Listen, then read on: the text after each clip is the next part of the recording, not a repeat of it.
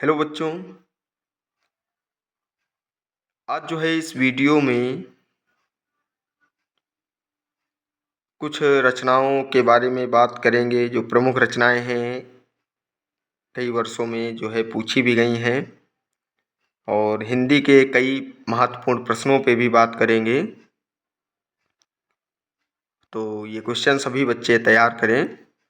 श्रृंगार रस मंडन एक रचना है जिसके लेखक हैं गोसाई विट्ठल नाथ। नाचकेतोपाख्यान ये है सदल मिश्र की रचना। आषाढ़ का एक दिन ये नाटक है मोहन राकेश का अपना अपना भाग्य। ये कहानी है जैनेन्द्र कुमार जी की। राजमुकुट ये नाटक है एक गोविंद वल्लभ पंत जी का।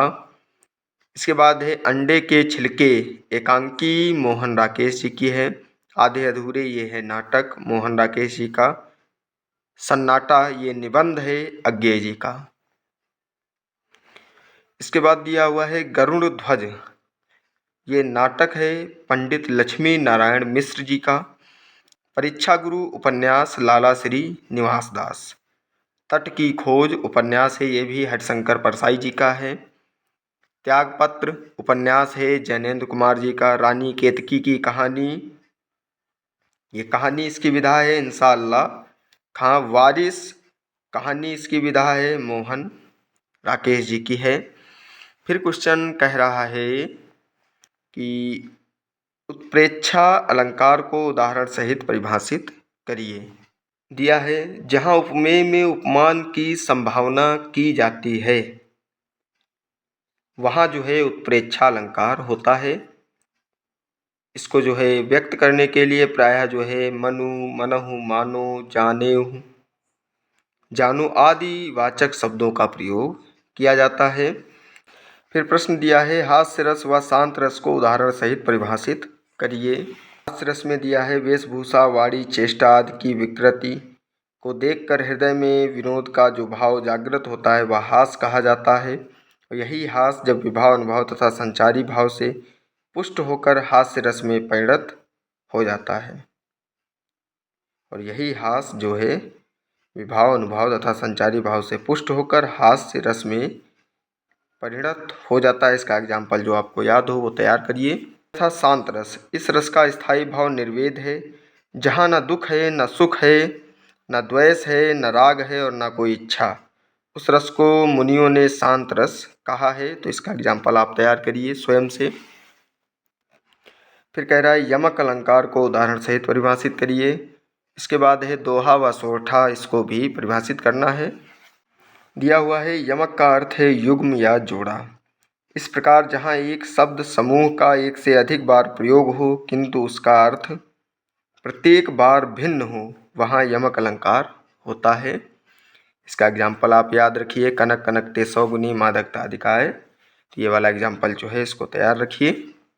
तो दोहा की डिफिनीसन है यह अर्ध सममात्रिक छंद है। इसमें 4 चरण होते हैं। इसके पहले और तीसरे चरण में 13-13 मात्राएं, दूसरे व चौथे चरण में 11-11 मात्राएं होती हैं। दोहा आप याद करिए। फिर दिया है सोरठा में यह अर्ध सममात्रिक छंद है। इसके प्रथम और तृतीय चरण में 11-11 ये उसका उल्टा छंद होता है दोहा का। और द्वितीय व चतुर्थ चरण में 13-13 मात्राएं होती हैं।